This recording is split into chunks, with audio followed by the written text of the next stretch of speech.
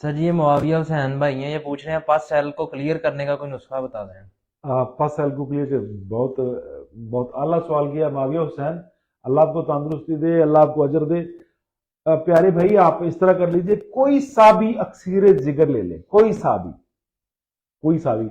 मैं अक्सर अपनी दवाइयों की तशहीर कम करता हूं, पर को मजबूर देख के मैं बता देता हूं।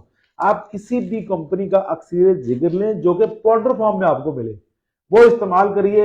एक हफ्ता इस्तेमाल कर लीजिए, किसी भी कंपनी का एक डिब्बी लेके ना अक्सीर जिगर इस्तेमाल करिए, आपके पसल ठीक हो जाएंगे। लेकिन अगर पहले आपको कहीं सुजाग रह चुका है, अगर आपको आपकी यूरेटर नाली, जो किडनी से दो नालियां मसाने की तरफ जाती हैं, यूरेटर, अगर इनमें आपको इन्फेक्शन है, मसाने के अंदर इन्फेक्शन है, या कहीं आपको दर्द होती है पेशाब के रास्ते में, तो फिर फायदा नहीं होगा। अगर वैसे पस सेल आ रहे कहीं से इन्फेक्शन की वजह से, तो फिर ठीक हो जाएगा। दर्द अगर है तो पहले उसकी ट्रीटमेंट करवाना अजहब जरूरी है। कहीं से भी पस सेल वाले अक्सीर जिगर लेके इस्तेमाल करिए। पोशीदा राज है जो आपके सामने रखा, इसको इस्तेमाल करिए। पहले यूरिन का टेस्ट करवा लीजिएगा, जब एक हफ्ता खा लेंगे, फिर आप यूरिन का टेस्ट करवा के आपको पता चल जाएगा कि आपके पसल में कितना फायदा या कितना नुकसान हुआ। आप मुआविया इसको इस्तेमाल करिए, इंशाल्लाह फायदा होगा इंशाल्लाह। जी सर। सर जी, ये शुभाना इमरान है, ये पूछ रही है कि मखसूस दिनों में ब्लीडिंग बहुत ज्यादा होती है तो फिर स्टॉप नहीं होती, उसके लिए कुछ तजवीज फरमाएं।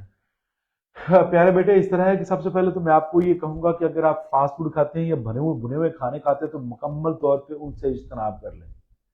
बिल्कुल ना खाएं भुने हुए खाने, आपके लिए जहर हैं। जो आपकी कंडीशन बेटे है ना, इसमें भुने हुए खाने, फ्राई खाने, ठंडे मशरूबात, फास्ट फूड या मैदे की बनी हुई चीजें, ये आपके लिए पुत्र बहुत ज्यादा नुकसानदेह हैं। इनको बिल्कुल भी इस्तेमाल ना करें, आपके लिए ये जहर है। और छोटा सा फार्मूला आपके सामने रख देता हूँ, हलाल तैयब फार्मूला, इसको इस्तेमाल करिए, फायदा हो जाएगा अल्लाह के हुक्म से।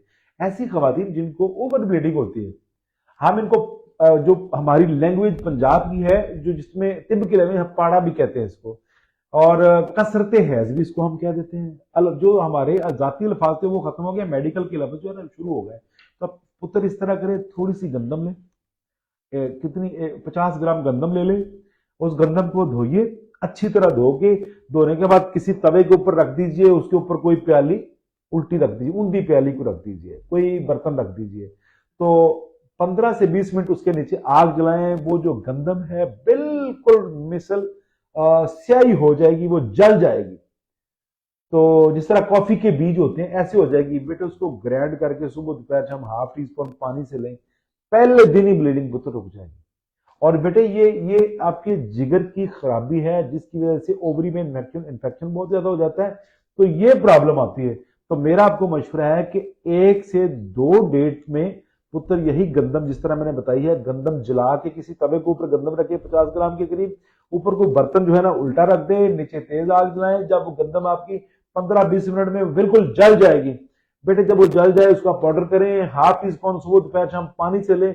अल्लाह के हुक्म से इंशाल्लाह इंशाल्लाह कसरत हैज में फायदा होगा इंशाल्लाह फज़िल्लाह। और पर इसके साथ परहेज जो मैंने पुत्र बताए हैं वो इस्तेमाल करें, और शोरबे वाले खाने इस्तेमाल करें। नरम खाने हो ताकि जल्दी हजम हो जाए, ताकि आपके वजूद पे, आपके स्टमक पे, लीवर पे कभी भी वो खाने बोझ ना बनाए। जी सर। सर जी,